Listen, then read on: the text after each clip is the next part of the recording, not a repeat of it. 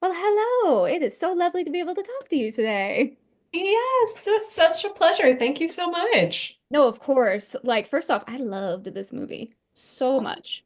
Like, thank you. genuinely, and I'm a big horror person, especially this kind of like genre. So this was definitely like I'm like, this is up there. This is definitely like, and for a Well, debut, like I just need to I gush for a appreciate that. second. Like, Thank you. congrats. It's so good. It is. I need people to see this. Like, it's Oh, you were just making my day. I'm just blushing over here. Thank you. That means so much to me. I mean, you put your heart and soul into these things and you never know how they're going to be yes. taken. Yes. Oh my gosh. Yeah, no, like it's gotta be crazy. Like just like putting like I can tell that there is a lot of heart and soul in this film, especially with films that deal with grief, especially horror films that deal with grief, you know that there is something deeper in there that's kind of driving the process.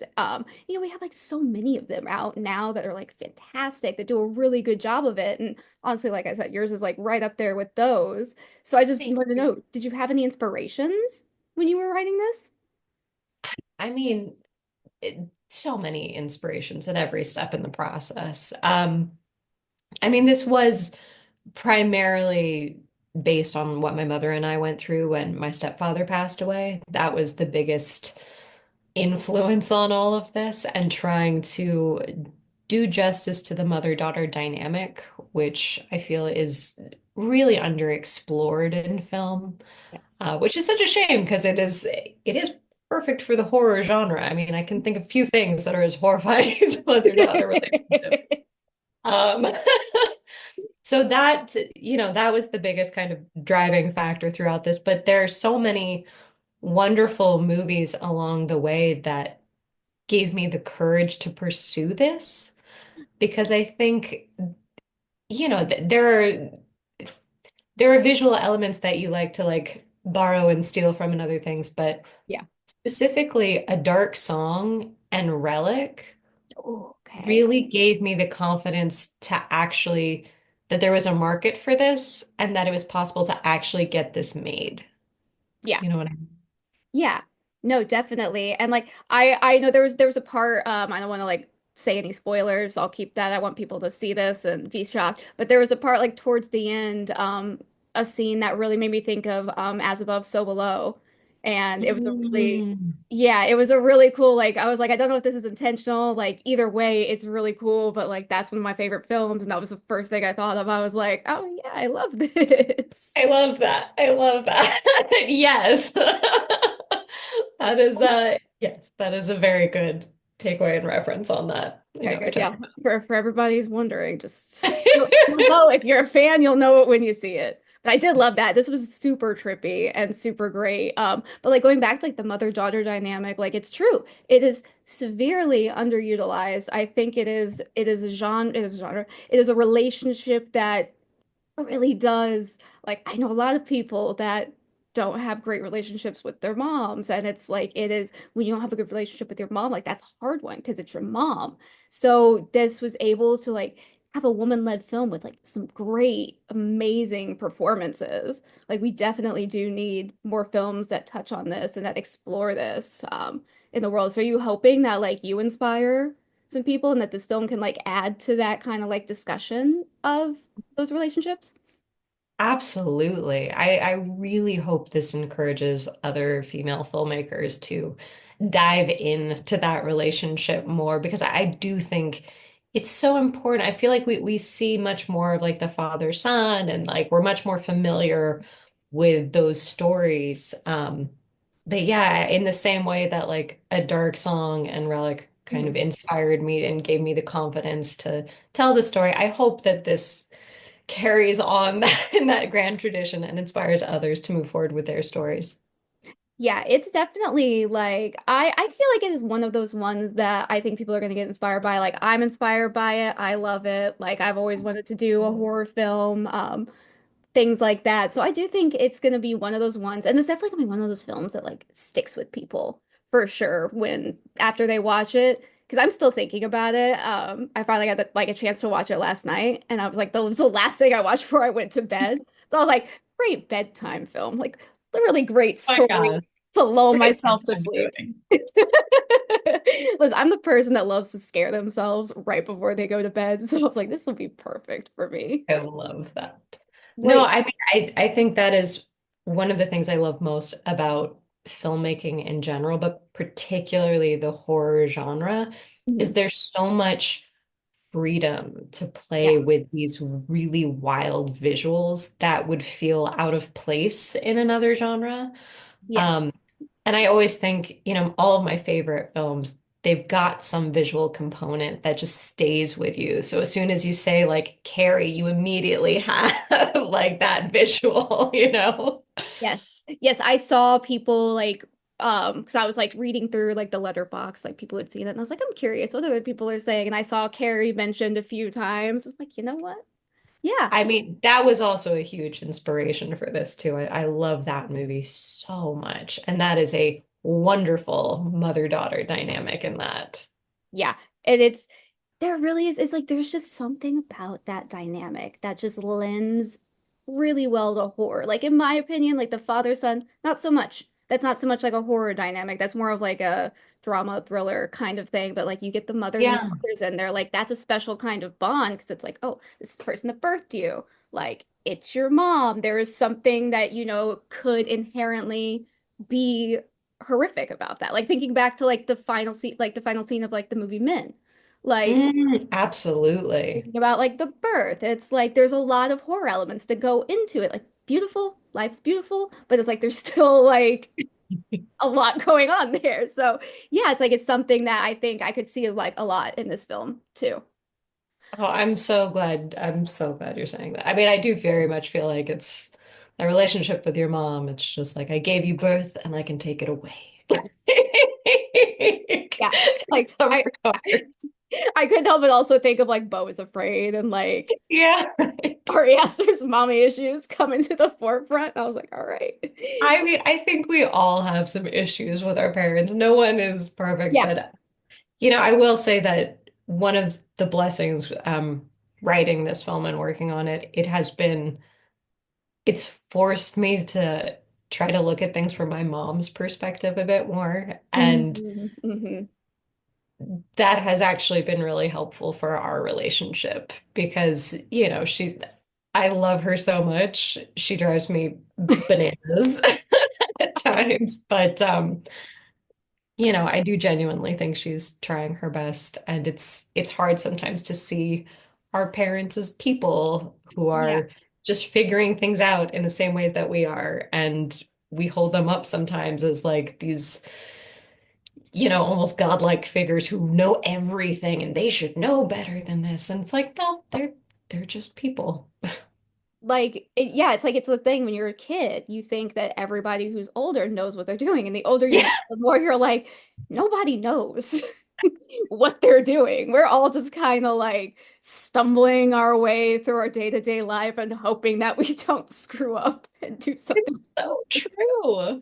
No, yeah, the older you get, the more you realize no one knows what they're Yeah, doing. We're all just faking it. no one's a professional. They're just faking it. Like, please, I don't know what I'm doing any day of my life. But It's so true. yeah, and like you could see the evolution too between their relationship. Like, it was very strange, very fraught. And then she kind of was just like, okay, we're doing this thing. I'm gonna go along with my mom because it's what my mom wants. And I was like, you could tell there was like such a good like tonal shift there where they both kind of like end up falling into it together and both wanting to do it, but at the same time being like, this is not a good idea. But they wanted that more than anything. And I felt that was incredibly realistic. Oh, thank you. Yeah, it was I mean, it was really interesting when we were going through this experience with my stepfather, you know, it- when we were caregiving and in that mode, everything was about him. Like all of our focus, all of our attention was on him. And as soon as he passed, it dawned on me very quickly that the focus had to shift and it suddenly became all about my mom and making sure she was okay. Um, Yeah. because that is that. like losing a father is one thing, but losing a spouse, I mean, she'd known him so much longer than I had. Their relationship goes so far back. It is a different beast, and you kind of realize in that process that once you lose someone, all you have left are the people that are left behind. Yeah. It was incredibly powerful. Like it reminded me of when, because my grandpa was like a huge influence in my life, and he passed when I was in college. And it was kind of like, we went to his house when my grandma called, like we saw his body before they took it away, like all of that. And then it's like him and my grandma were married for like nearly 60 years. So it's like they knew each other. Yeah, for a long time. So it's like it was hard on her. So it was kind of like very eye-opening for me as someone who like I think I was like 18, 19 at the time that it happened. It's like, yeah, there's so much that goes into it. Like the death is one thing, but then it's like you have to kind of like basically start anew. It's like a rebirth in a way where you have to Very much so. go and figure out what you're going to do with your life now that you don't have this person that you've had forever.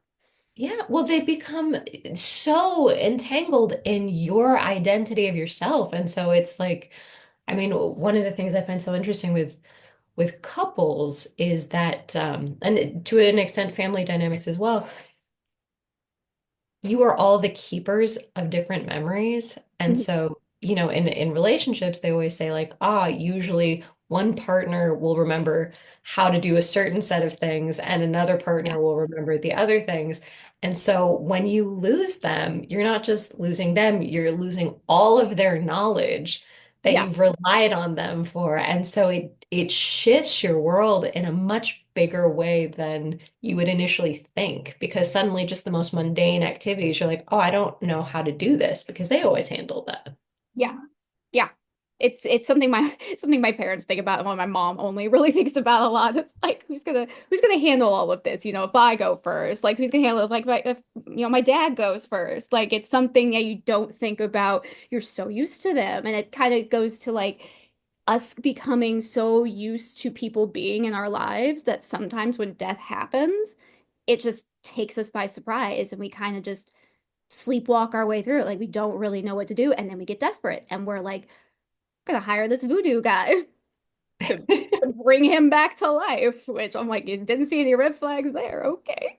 Yeah, it is one of those things like um Barbara's choices that she makes in the movie. I don't fully agree with all of them, but Not a but lot I to really talk do about, but very much understand and relate to the logic and the emotional impulse behind it, especially in a moment where you're really not thinking super clearly. mhm.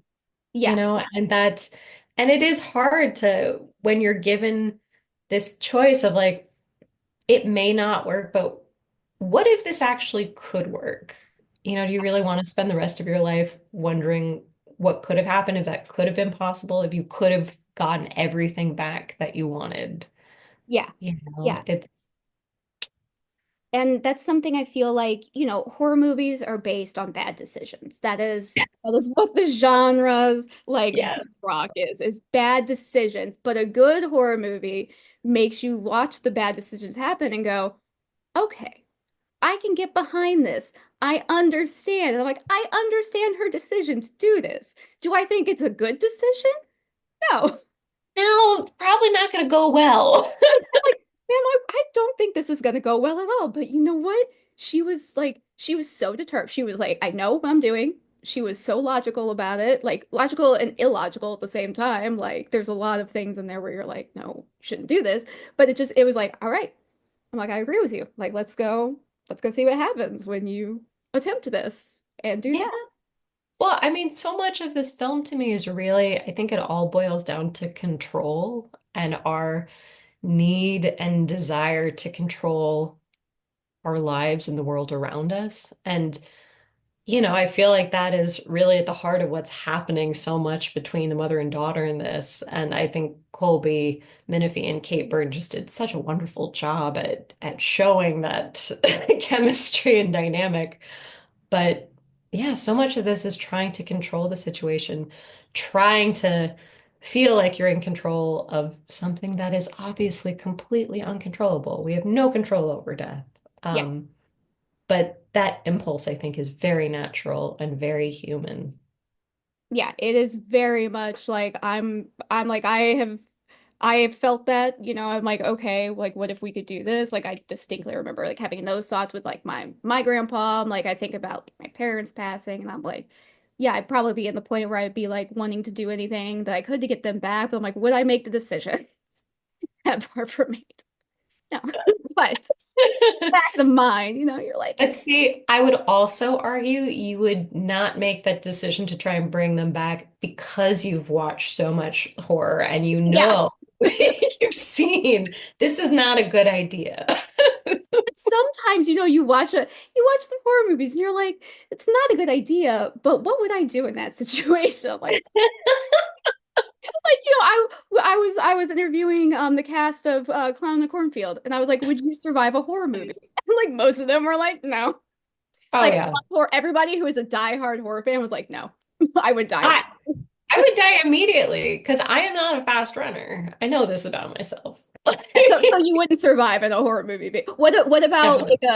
like a psychological horror movie like this one, like where there's spiritual stuff involved and some logic. I mean, I, we all like to think we would make the right choices but I know myself pretty well. I'm pretty confident I would die early on. You're Like, honest. Like, you know, because I think sometimes the danger is thinking that and you're like, I've got it all figured out. This is my master plan. And then it backfires horribly because it's all out of your control. yeah. Yeah, those are the people that always die in like a spectacular way. They're like, "No, I got this." Like, we'll Yeah, I would hope that like my death in a horror movie would be very memorable and visually stunning. That's what I would hope for. honestly, yeah, like a big gory death or just like a big like crazy. I think big and splashy, that's the way to go. I would be really bummed if I was like one of those kills that really just kind of happen off screen and then like they find my body later and it's just like a quick reveal. I would want it to be splashier than that. You want to still have some good screen time, like at least like 30 seconds of the screen time. Yeah, like, and maybe that moment where you think that I'm gonna get away and escape it all, but Real then at simple. the last second, So what you're saying is you're going to self-insert yourself into your next horror film, and you're going to give yourself a big, fantastic death scene. that's, This is that's what I'm my hearing. goal for the next film, obviously. Just a Perfect. big, I can't wait for big this. death. I can't wait. Speaking of like, filming and everything, do you like the ending of this is kind of ambiguous. Like, do you want to talk about it? Do you want people to be surprised, have their own opinions, or do you like want people to have their own opinions? I mean, my goal with the ending was to create something that felt satisfying, but that also left the door open to interpretation. Okay. Because I do think it is very much a kind of litmus test for like whether you see the glass as half full or half empty at the end. And it's been really fun hearing the different interpretations. And so to those who think that it leaves the door open for a happy note. And I don't want to shut that door for people, but it also opens the door for varying levels of depressing notes. Yeah, because I'm like, It's, I mean, like it's I'm like midway between like a glass half empty, glass half full person, especially when it comes to film, because I am the weird one that likes a sad ending. I love Mhm. I love depressing endings. I love sad endings. So I'm like, yeah, this one you really could. Like it's very much like the horror version of like an Inception ending where you're like, oh, this is just gonna be discussed and no one's ever gonna know. And I love that. That is one of my favorite things to do as a writer too. I'm like, "Ooh, I love an ambiguous ending where I can be like, it's up to you. You can Yeah. decide what you want to decide with it." So I really like the ending for that reason. Oh, thank you. I mean, it is funny. In a movie that is so much about control and letting go, that is very much what the ending is for me. It's like my way of letting go and being like, okay, now it's it's in your hands to determine exactly what it is you think Yeah, happens next. like a nice little catharsis for Yeah. everybody to kind of have. Well, that's good. Like I said, I can see the heart and soul in this. Like it is a fantastic. I could talk about this film for like an hour, but we don't have time. I'm not going to take up all of that time. It's just fantastic, and I truly cannot wait to watch it again. I need to see it in the theater with people. Like I need to. I have seen all like I've seen like Hereditary, like Midsummer, like all of those crazy ones in theaters with Oh, I people. love those movies. Yeah. I So mean, all of these movies, like, they're meant to be seen on the big screen. You know, it is such an immersive experience and feeling the crowd around you and hearing their responses, it makes such a world of difference. it does. Like there's nothing better than being able to experience things, like crazy things like this with people because it is a communal experience. Like making movies, it's not you're not making it for just like one person or for yourself, you're making it for people. And that's how it should be experienced. So I'm happy we're getting people that are pushing more towards the theater again because I hate streaming. Like it's fine, it's okay. But I miss the days when a movie would be in theaters for like 3 months, and then you had to wait like another 3 months for it to come out on DVD. Like I mean, I miss those days too. Those were the days. But it built up the anticipation. I would like, oh, it really does. But I mean, it is one of those things. I do feel incredibly lucky that we have landed on Shudder because at least I very much feel like the movie will now make it in front of its target audience, you know? yeah, Because if it ends up on another streaming platform, I feel like it's so easy to get lost in the shuffle amongst everything else, and you don't necessarily know that like the real horror fans this is very much for. It's easier to miss. But when it's on Shudder, you're like, no, this is exactly the target audience I was going for. And no, so I'm Shudder's really the thrilled that, yeah, Shudder's the absolute perfect place for this to yeah, go. Like I know, I like not just me, but like I have a bunch of friends that have Shudder. Like they always look for new films on there. So I'm excited to see like where it lands on there for yeah, you guys. me too. But yeah, it is like, we just saw, Ian and I just saw Clown in a Cornfield and The Ugly Stepsister in theaters. And I'm so glad that we got to because it was so much fun. Yeah. It's like I'm glad that there's been like a ton of really good horror movies this year already.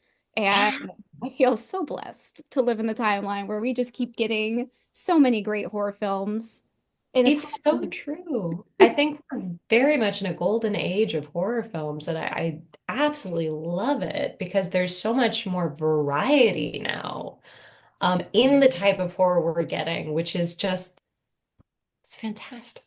It's great. And it seems like, more people are taking it seriously. Like for the longest time, no one would kind of like touch horror with awards, but The Substance got a bunch of awards at the Oscars. Like I know. that was a huge thing. I could That not. was, yes, that was massive. I mean, like when Get Out did it, we were all just like, oh my God, this is amazing. But you could even see in the marketing that they were like, oh, well, maybe it's more of a comedy. And there But were like Get ways Out was to one of kind of, those ones where I'm like, it's a horror movie, but it definitely was not marketed yeah, as a horror movie. Not like Nope was. Like that one was definitely like marketed as exactly. a horror movie. But no, I remember like when Get Out came out, and I'm like, I know it's a horror movie, but it was definitely very much like, oh, it's a comedy, but also like Or it's a psychological thriller. yeah. Yeah. But It didn't really fall into horror until they kind of like started like putting it in genres when they put on streaming and stuff. That was when I saw it be horror. And I'm like, yeah, that makes yeah, sense. which I love. I mean, Jordan Peele had always said this is a horror movie, Yeah. but I'm like, why is no it one is listening to him?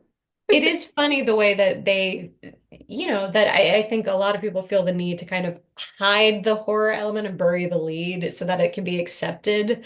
And that's what was so exciting about The Substance is I'm like, there is no getting around that this is a horror movie. It is so in your face horror. Yeah. And And so it was God, very exciting for it to be accepted.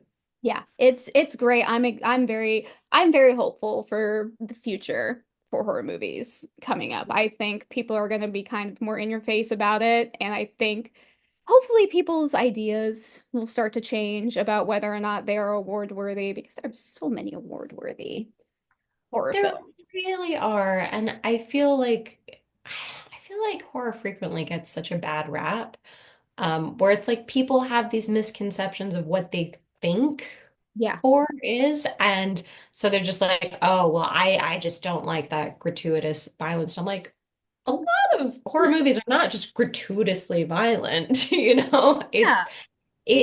there are definitely different subgenres, and there are some that play into that, but it's like not every horror movie is a slasher. Like, not every horror movie is body horror. Like, there's so many different types. How can you write off the entire genre? Yeah. It's the uneducated. They just need a good like education in what how expansive the horror movie um biography, not biography, whatever filmography is. I'm gonna say filmography. I can't think of the word, but how extensive. No, it's so true. Yeah, it's so funny. I mean, like, I feel like so many of the ones that do get like all the awards and acclaim, they're always marked as like, oh, a psychological thriller. It And it's, always is. Like, this is not a psychological thriller, guys. This is I'm not what like, that means. Silence of the Lambs, I'm like, you're literally wearing someone's skin. Like, come on. Anytime somebody tries to call that psychological horror, I'm like, how? Please give me an explanation as to how any of this is psychological horror. Like, there's nothing psychological about. I mean, there is psychological about it, but I'm like, it's horror. Like, So there's a true. serial killer in here. That's not psychological. So true. It's so true. Oh, it Oh cracks me gosh. up. Okay. Well, I really appreciate being able to talk to you today about this lovely film, about Oh my gosh, this has been so much fun. I know Greg's like, it's time to wrap up, but this has been a ball, and I could talk to you all day. You're delightful. you are too. I could just sit here, we could just chat about this all day, but gotta let you go do your thing. I gotta do my thing. So I really do appreciate being able to chat with you though, and this film truly is special and fantastic, and I'm gonna make as many people as I can watch it. Thank you so much. I so appreciate that. And this has just been such a pleasure. Good.